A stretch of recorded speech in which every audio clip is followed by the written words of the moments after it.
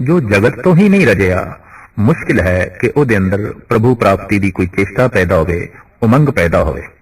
ऐसा देखने विच आया या ते परमात्मा नूं ਉਹ ਮੰਨਦੇ ਨੇ जिन्हां ने अपनी वासना की पूर्ति करनी है, अपनी कामना की पूर्ति करनी।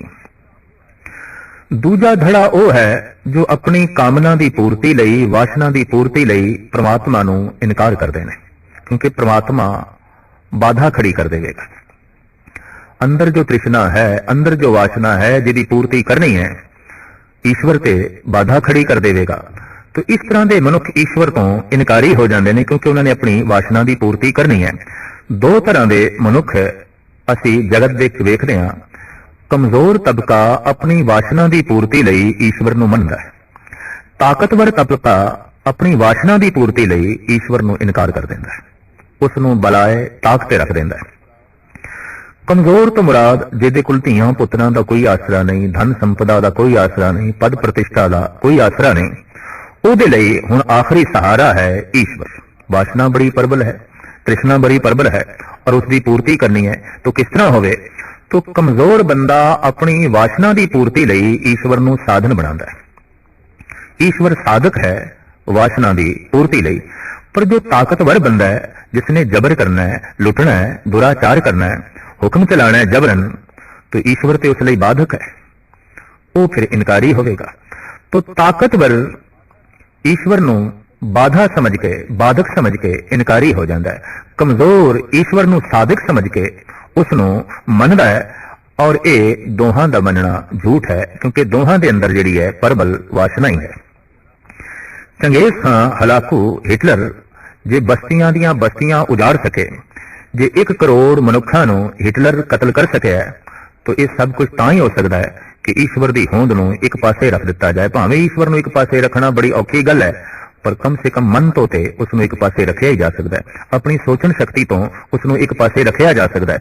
तो ताकतवर बंदे ने जद अपनी वासना की पूर्ति करनी हुंदी है, तो फिर वो ईश्वर नूं बाधा समझ के इनकार कर सकता है, तां ही वो खून खराबा कर सकता है।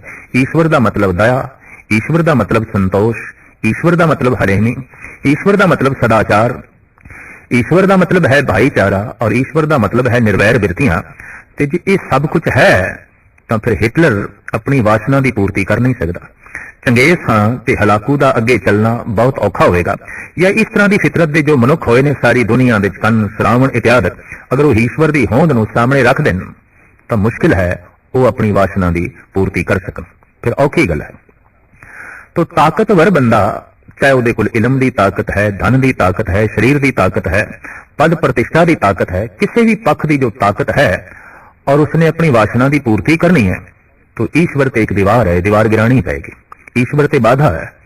तो जैसे जैसे इलम जगत विच वधिया है, जैसे जैसी बैरूनी पदार्थ की ताकत मनुख दे कोल वधी है, वैसे वैसे मनुख ईश्वर नूं बाधा समझ के इनकारी होंदा गया है। और अज ऐलानिया तौर पर अद्धी दुनिया नास्तिक है। संसार के इतिहास में ऐसा पहली दफा होया है कि अद्धी मनुखता बिल्कुल नास्तिक होवे, जिहदे अंदर कोई आस्था नहीं, जिहदे अंदर परमात्मा का कोई यकीन नहीं, कोई भरोसा नहीं। कारण बाधा समझते हैं। अगर ईश्वर है तो फिर दया चाहिए, अगर ईश्वर है तो फिर इंसाफ चाहिए, ईश्वर है तो फिर भाईचारा हलेमी, अगर ईश्वर है तो सारियां दी पैरां दी खाक बनना है, अगर ईश्वर है तो सारियां नूं गलवखड़ी नाल लाना है। फिर 1 करोड़ बंदियां नूं कौन कतल करेगा? फिर बस्तियां दी बस्तियां कौन जलावेगा? फिर बंब कौन सुटेगा? फिर कब्रिस्तान कौन बनावेगा? बस्तियां नूं फिर कौन उजाड़ेगा? ये तां ही हो सकता है कि ईश्वर नूं इनकार किया जाए।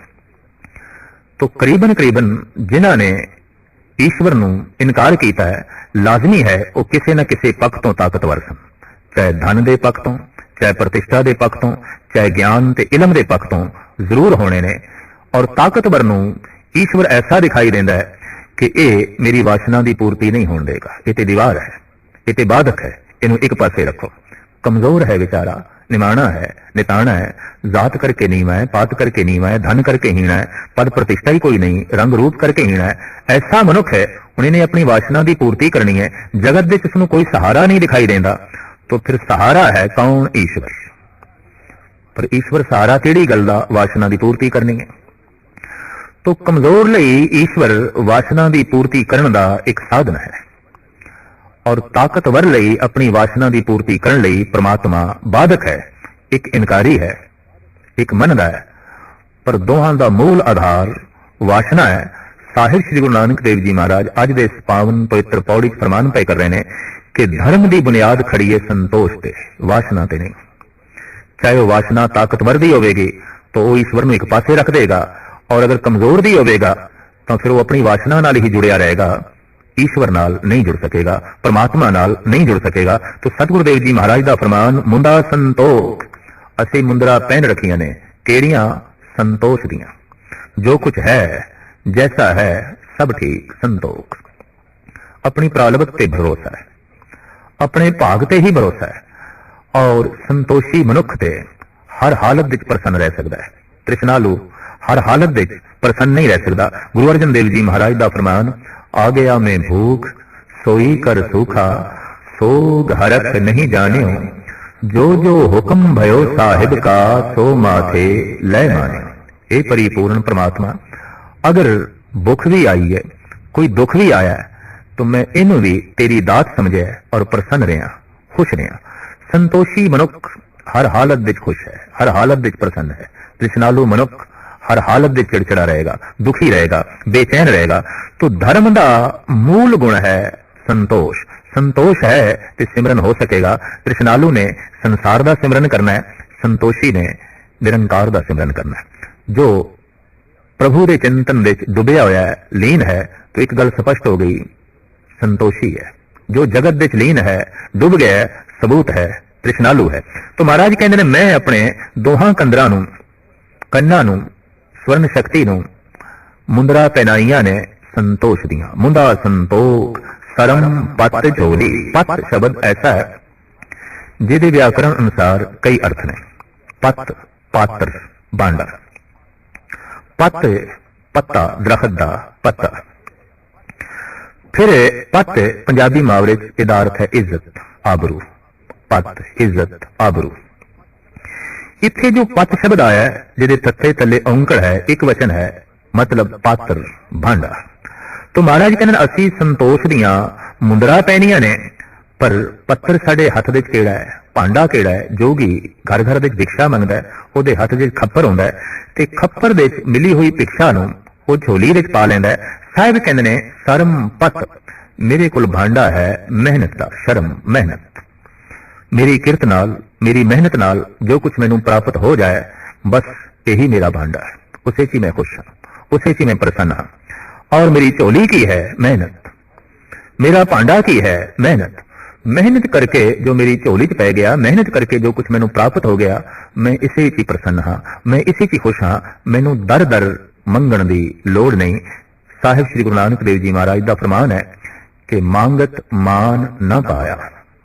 मंगदियां मान प्रतिष्ठा मनुख दी नाश होंदी है, अणख मनुख दी जो है थल्ले चली जाती है। पंडित गुलाब सिंह जी महाराज का कहना, तब लग गुण और गर्वता, जब लग कहे न दे कहे तो खे सब, गुण गौरव पिठड़े।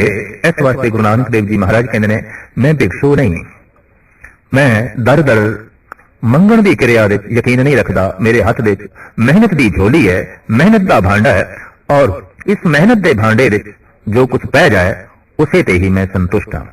ध्यान की करें विभूत। जोगी लोग अपने पिंडे ते राख मल लेंदे ने, स्वाह मल लेंदे ने, कहंदे ने इस नाल खलड़ी सख्त हो जाती है, और सर्दी ते गर्मी का ये राख बहुत वड्डे पद्धर ते बचाव करदी है, ते पिंडे विच जूआं भी नहीं पैण देंदी। होर भी कई तरह के रोगों तो भी ये राख बचाउंदी है। महाराज कहते ने, मैं ध्यान की विभूत लाई है। ध्यान की करें विभूत, असी विभूति कीती है केड़ी? ध्यान दी। प्रभु दे जिहड़ा ध्यान जोड़िया है, ईश्वर दे जिहड़ी सुरत जोड़ी है, और सुरत जिहड़ी ईश्वर दे जोड़ी है, सुरत दी ध्यान की जो विभूत लाई है, सानू कोई रोग नहीं लगता, सानू कोई संताप नहीं लगता, सानू सर्दी आलसी नहीं बनाती, सानू गर्मी बेचैन नहीं करती। असी इस तरह की राख अपने तन दे उत्ते मली हुई है। जोगी लोग तन दे उत्ते खिंता पहनते ने, हथ दे एक डंडा रखते ने, ते जोगियां ने ईश्वर प्राप्ति दियां अपनियां कुछ युक्तियां ते उक्तियां भी मनी हुई ने। उस प्रथा है साहिब श्री गुरु नानक देव जी महाराज दे ए वाक, खिंता काल कुआरी काया जुगत डंडा परती। असी खिंता पहनी है काल दी, मौत दी, मौत का चिंतन है, मौत की चिंता पैनी है, मौत हर वक्त याद है। कुआरी काया जुगत ते साडी जुगती की है, काया नू कोरा रखना, कुआरा कोरा। पंजाबी च कोरा लफ्ज है, हिंदी विच संस्कृत विच कुआरा लफ्ज है, मतलब साफ सुथरा पवित्र बेदाग।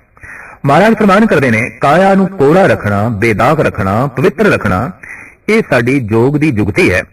और हर वक्त मौत का ही चिंतन करना, मानो ये असी चिंता पहन के रखी है। देखण विच आया है, दो तरह की साधना जगत विच प्रचलित हुई है। एक ओ बस जीवन नू ही चेते रखो, एक ओ मौत नू चेते रखो। असी देखते हां श्री कृष्ण दे